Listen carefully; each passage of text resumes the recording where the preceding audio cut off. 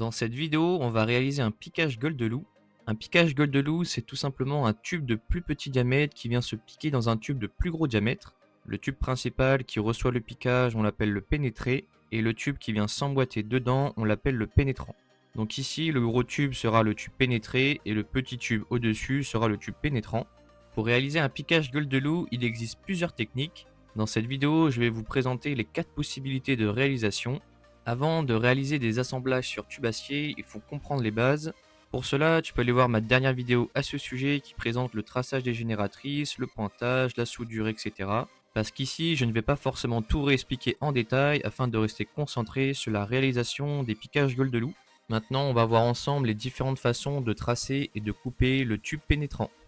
Pour l'outillage, il faudra une cornière, un tube acier de grand diamètre et un autre de plus petit diamètre, 1 mètre, un feutre fin, un réglé, une craie de chaux, une calculatrice, une bande à tracer, un pointeau, un marteau rivoire, une paire de limes, une équerre à chapeau, une scie à métaux ou une disqueuse pour couper avec les bons EPI, des scie cloches acier, un chalumeau, un bloc-notes ou planche d'épure, un stylo avec une mine fine et un compas.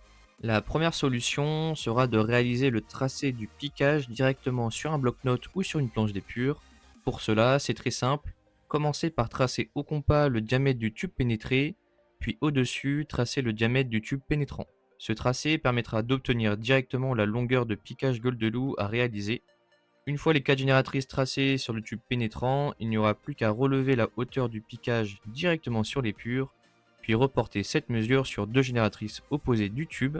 Ensuite, il suffira de rejoindre les traits afin d'obtenir le tracé final du piquage.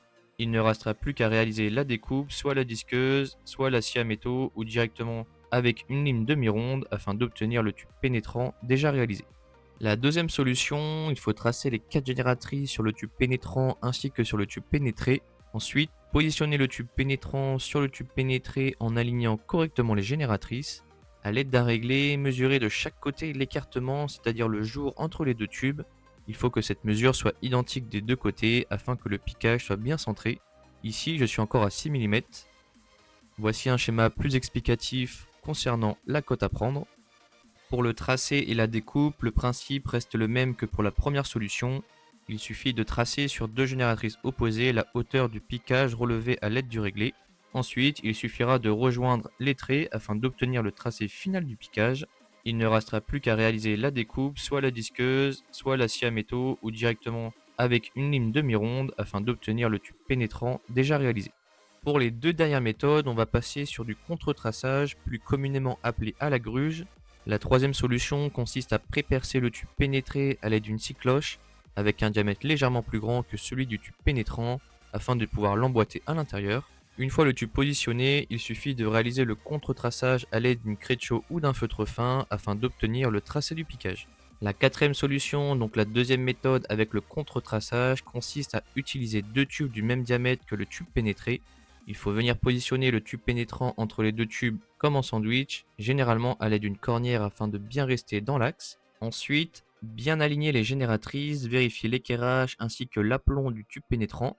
Puis à l'aide d'une craie de chaux, réaliser le contre-traçage sur toute la longueur d'un côté du tube pénétrant, puis refaire exactement la même chose de l'autre côté avec le second tube pénétré. Cela permettra d'obtenir directement le tracé complet du piquage gueule de loup.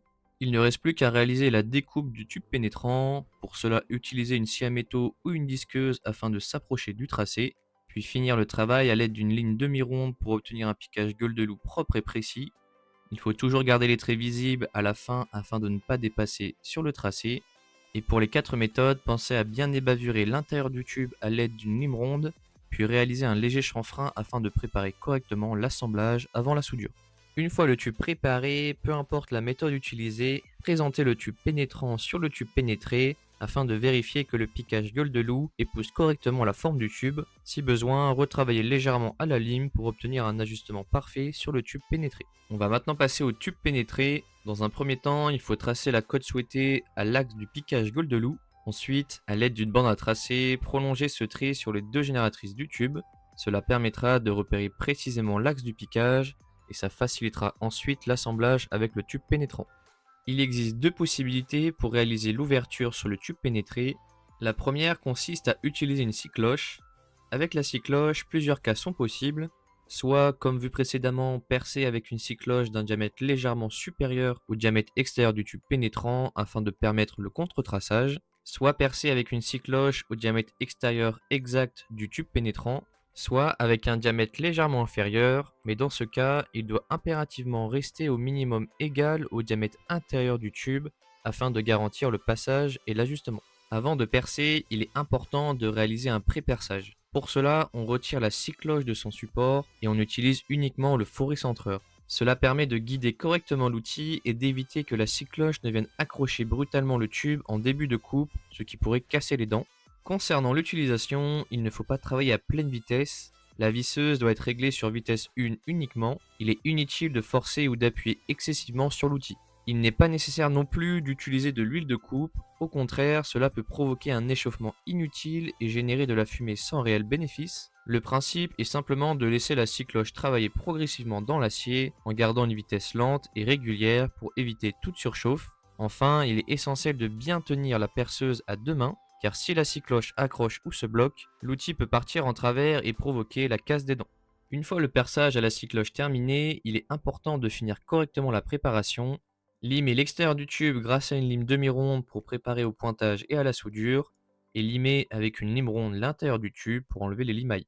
La deuxième solution pour réaliser l'ouverture sur le tube pénétré consiste à utiliser la technique de l'oxycoupage, c'est-à-dire la découpe du tube au chalumeau. Dans un premier temps, il faut présenter le tube pénétrant sur le tube pénétré et l'aligner correctement sur les génératrices tracées. Une fois le tube bien positionné, réaliser un contre-tracé autour du piquage. Avant de procéder à la découpe, il est important de faire des coups de pointeau légèrement à l'intérieur du trait de repère, environ tous les 2 mm. Ces points vont servir de guide car une fois la chauffe commencée, le trait tracé va disparaître rapidement. Ce sont donc ces repères qui permettront de suivre la forme du piquage. Concernant l'oxycoupage, je n'avais pas le matériel nécessaire pour filmer correctement la coupe, mais je ferai une autre vidéo dédiée à ce sujet plus tard. Une fois les coups de pointeau réalisés, placez le tube dans l'étau en l'orientant vers le bas afin que lors de l'oxycoupage, les morceaux d'acier tombent directement au sol. Concernant le réglage du chalumeau, il faut le régler comme pour une soudure classique, puis ajouter progressivement de l'oxygène afin d'obtenir une flamme avec un excès d'oxygène, dite flamme oxydante, nécessaire pour l'oxycoupage. Attention toutefois à ne pas trop augmenter l'oxygène au risque d'éteindre la flamme.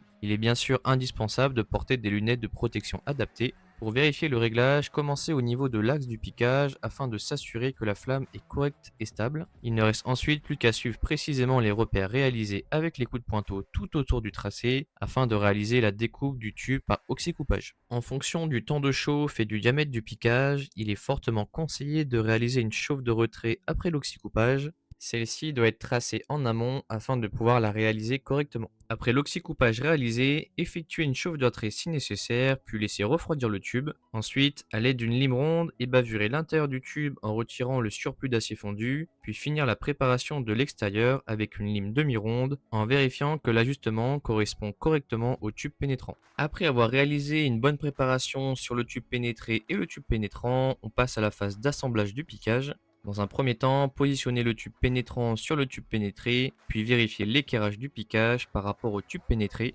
S'il y a d'autres piquages sur le même axe ou s'il faut respecter un aplomb précis par rapport à une référence, vérifiez également cet aplomb avant le pointage. Une fois ces contrôles effectués, réalisez un premier pointage de chaque côté du piquage sur deux points opposés. Ensuite, revérifiez l'équerrage et l'aplomb afin de s'assurer que le tube n'est pas bougé. Si nécessaire, ajustez la position. Lorsque tout est correct, réalisez les deux derniers pointages afin de bloquer définitivement la pièce. Une fois les 4 points réalisés, le piquage est prêt à être soudé. Attention, pour un piquage gueule de loup, il est souvent nécessaire d'utiliser une buse légèrement plus grosse que la moyenne et de chauffer davantage le tube pénétré. En effet, celui-ci ayant un diamètre plus important, il mettra plus de temps à monter en température que le tube pénétrant. Le tube pénétrant plus fin risque donc de fondre plus rapidement. Il faut donc bien gérer l'apport de chaleur et la fusion pendant la soudure afin d'obtenir un assemblage propre et régulier. Pour finir, il ne faut pas oublier de tracer une chauffe de retrait avant de réaliser la suture du piquage afin de maîtriser correctement les déformations liées à la chaleur. Voilà comment réaliser de différentes façons un piquage gueule de loup sur tube acier. Dans la prochaine vidéo, on verra ensemble comment réaliser un piquage en V. Merci d'avoir suivi la vidéo, tu peux t'abonner et laisser un like.